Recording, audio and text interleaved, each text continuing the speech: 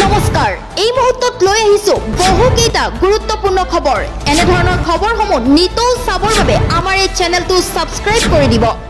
প্ৰথম খবৰ এসিএস বিষয়া নুপুৰ বৰাৰ ঘৰত টকাৰ পাহাৰ টকা হিসাব কৰিবলৈ আনিব লগা হৈছে মেচিন বৰ্তমানলৈকে উদ্ধাৰ হৈছে 1,70 লাখ টকা উদ্ধাৰ হৈছে সোণৰ অলংকাৰ আই বহিৰ্ভূত সম্পত্তি বিচাৰি অভিযান চলাইছে নুপুৰ বৰাৰ ঘৰত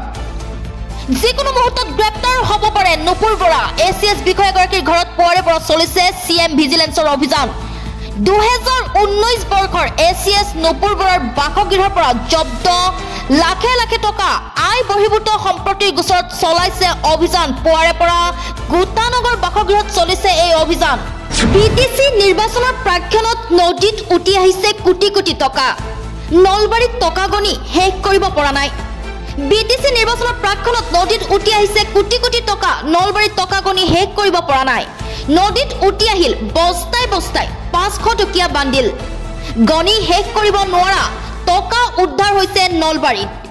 নৈত মাছ মাৰিবলৈ যাওঁতে উদ্ধাৰ বস্তাই বস্তাই 500 টকীয়া নোটৰ বান্ডিল টকাৰ বস্তা দেখাৰ পিছতে ৰাইজৰ হেতা উপৰা নৈত টকাৰ উজান দেখি হতভম্ব সকলো ৰাইজ টকা গণি গণি ভাগৰিছে নলবাৰী আৰক্ষী নলবাৰীৰ মুকালমুৱাৰ হিয়ালমাৰীত পুৱাই উঠিছে টকাৰ উজান এই সমূহ টকা নকল বুলি সন্দেহ নলবাৰী আৰক্ষীৰ আকৌ আহিব পাৰে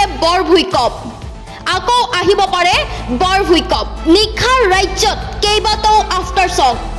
ইটোৰ পিছত সিটো আফটাৰ শকত ৰাজ্যত হাহাকাৰ পৰিস্থিতি ওদালগুৰিত পুনৰ 2.7 প্ৰাবল্যৰ ভূমিকম্প ভূগৰ্ভৰ পৰা 5 কিলোমিটাৰ গভীৰতাত জোকাৰণি 6.11 মিনিটত জোকাৰণি অনুভূত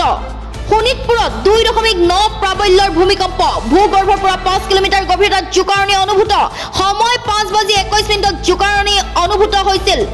ওদালগুৰিত 3.1 প্ৰাবল্যৰ ভূমিকম্প 4:58 জোকাৰণি অনুভূত ৰাজ্যত পুনৰ ভূমিকম্প বৰ ভূমিকম্প হোৱাৰ সম্ভাৱনা বাংলাদেশী বুলি ক'লে ডিঙিটো ধৰি দাঙি দিম চেৰৰ ইলাকা নাই যতেই যাব তাতেই ইলাকা বনাব লাগিব উজনিৰ মিয়াখেদা সংগঠনক প্ৰত্যুত্তৰ দিবলৈ গঠন বাঘেনা অসম বাংলাদেশী বুলি ক'লে ডিঙিটো ধৰি দাঙি দিম মোক বাংলাদেশ বুলি কোৱা মক্কেল কেইটাক দাঙি দিম চেৰৰ ইলাকা নাই যতেই যাব ততেই ইলাকা বনাব লাগিব হুজাইত একেলগে 3-4টা পৰিয়াল কিনি ল'ব পৰা ধনী মানুহ আছে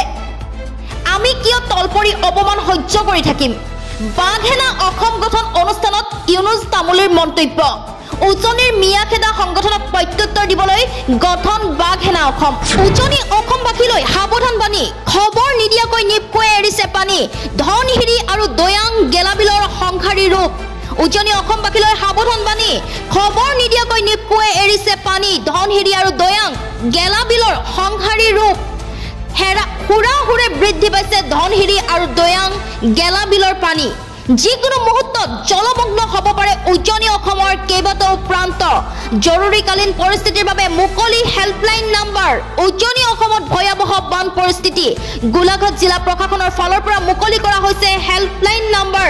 03774288382 এই নম্বৰত যোগাযোগ কৰিব জলবন্দী জনতাক উদ্ধাৰৰ বাবে নামিছে SDRF জিলা প্ৰশাসনৰ ফালৰ পৰা জাৰি কৰা হৈছে কেইবাটাও নিৰ্দেশনা ৰাজ্যৰ লাখ লাখ যুৱক যুৱতীৰ বাবে ভাল খবৰ হয় এই মুহূৰ্তত জনাইছো ৰাজ্যৰ লাখ লাখ যুৱক যুৱতীৰ বাবে ভাল খবৰ অসম আৰক্ষীত পুনৰ হ'ব বৃহৎ নিযুক্তি অক্টোবৰত মুকলি হ'ব অসম পুলিচৰ চাকৰি বিটিসি নিৰ্বাচনৰ প্ৰচাৰ সভাতে মুখ্যমন্ত্ৰীয়ে কৰিলে ডাঙৰ ঘোষণা লাখ লাখ নিবনুৱা যুৱক যুৱতীক দিলে ভাল খবৰ আৰক্ষীৰ চাকৰিৰ বাবে অনুশীলন কৰা যুৱক যুৱতীয়ে পাব চাকৰি অক্টোবৰত ৰাজ্য চৰকাৰে মুকলি কৰিব অসম আৰক্ষীৰ চাকৰিৰ পদ নৱেম্বৰ মাহত নিযুক্তিৰ বাবে হ'ব পৰীক্ষা অক্টোবৰ মাহতে বহু নিবনুৱাই খানাপাৰাত পাব নিযুক্তি পত্ৰ